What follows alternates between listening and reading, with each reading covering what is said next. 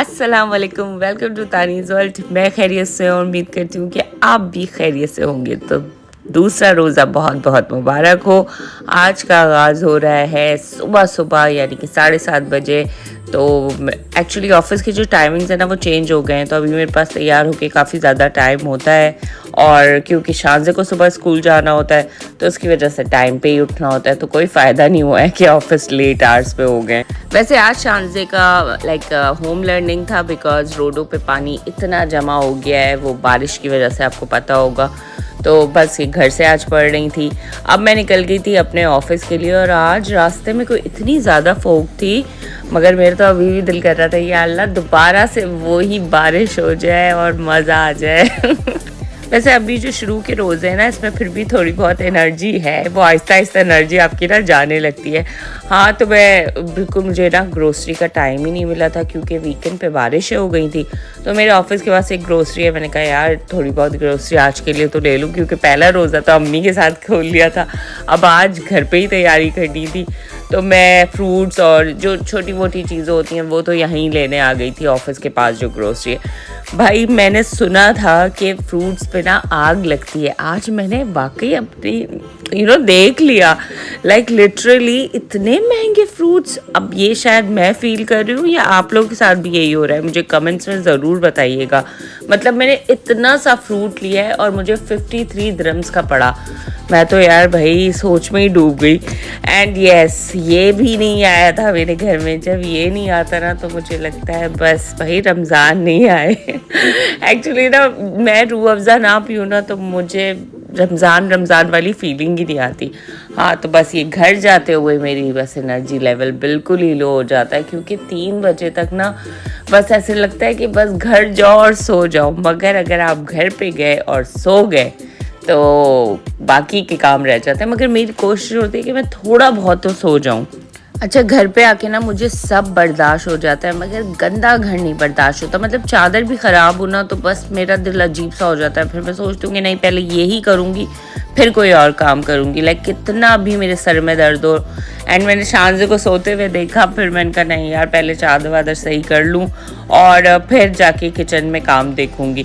इतने मज़े से सो रही थी ना कि मेरे थोड़ी देर तो ना वो आता है ना शैतान बहकाने के, नमाज को छोड़ो और सो जाओ।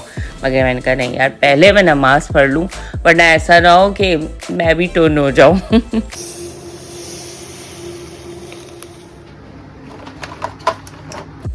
अच्छा, एक दफ़ा आप किचन में आ जाओ ना तो बस फिर आपको 2-3 काम तो इंतज़ार में मिलते ही हैं। ऐसा नहीं हो सकता कि आप किचन में आओ और जो आपने काम करना है बस वो ही करके जाओ। ऐसा नामुमकिन सी बात है।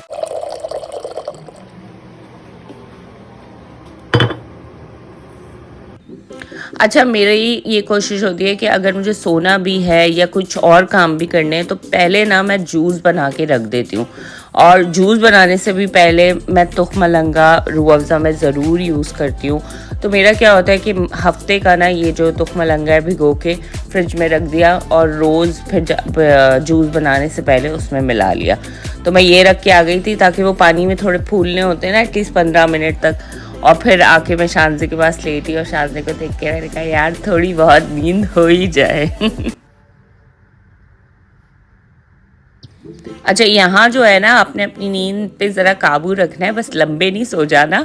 तो मैं तो ये करती हूँ कि अलार्म लगा के सोती हूँ और फिर फ़ौरन उठ के अपने बाकी के काम करने लगती हूँ, वरना भाई इफ्तारी के टाइम अक्सर आँख खुलती है और बंदे का रोज़ा ना बस इधर उधर ही हो जाता है। I mean इफ्तारी।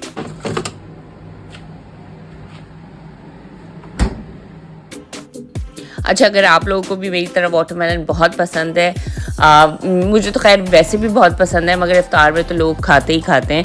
तो मेरे भाई ने मुझे बताया कि आने वाले दिनों में ना यार वाटरमेलन नहीं होगा। मैंने कहा क्यों? कहता है क्योंकि अब जो रमज़ान पड़ेंगे वो ठंड में ही पड़ेंगे और ये तो समर में ज़्यादा अच्छा आता है। तो मैंने कहा हाँ यार, बात तो सही है। और वाकई ये अभी भी मुझे बड़ी मुश्किल से मिला है और क्या कहते हैं, बड़ा महंगा मिला है।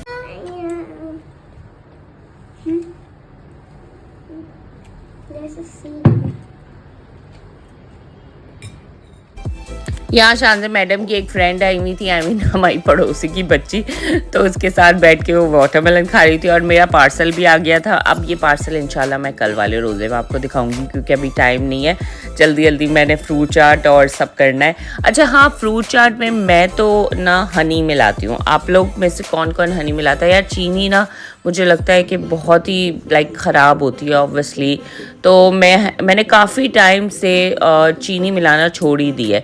हनी मिलाती हूँ, सॉल्ट एंड वो क्या कहते हैं, चाट मसाला और ऑरेंज जूस तो मस्ट है, उसके बगैर तो टेस्ट ही नहीं आता। खजूरें मेरे पास थी नहीं तो वो मैंने डाली नहीं, वरना मैं खजूर ज़रूर, 2 खजूरें तो ज़रूर मिलाती हूँ।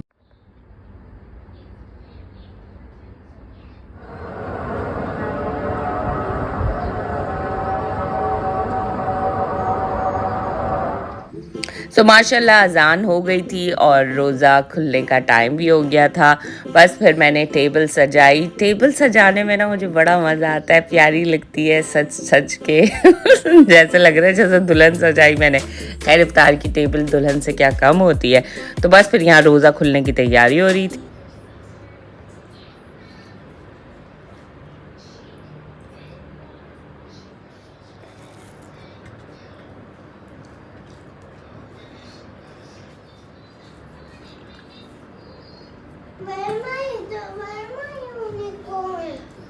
It's on table.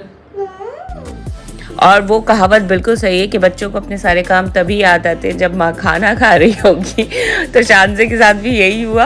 अक्सर यही करती है, जब मैं खाना खाने बैठती हूँ ना, mummy I want this, I want that. तो खैर फिर मैंने उसकी चीज़ें देखी, फिर आराम से रोज़ा खोला। और हाँ, मैंने शायद पहले वाले ब्लॉग में भी आपको बताया था कि ये ख़ास पानी जो मैं यूज़ कर रही हूँ, अगर इसके अच्छे इफेक्ट्स आए तो आपको बताऊँगी। तो 1-2 दफ़ा और यूज़ करने दें, फिर इंशाल्लाह आपको बताऊँगी कि ये पानी है क्या।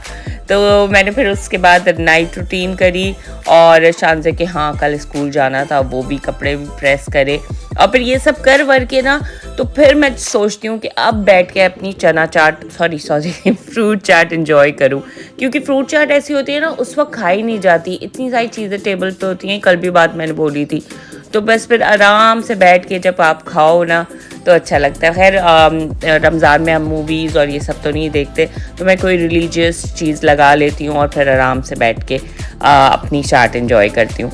और देखें रात के 1:30 हो गए थे। ये व्लॉग एडिट करते करते मुझे इतनी मेहनत करती हूँ मैं, अब तो आपने अपनी आंखों से देख लिया। तो खैर अपना ख्याल रखिएगा, इंशाल्लाह कल वाले रोज़े में मिलते हैं। दुआ में याद रखिएगा। अल्लाह हाफ़िज़।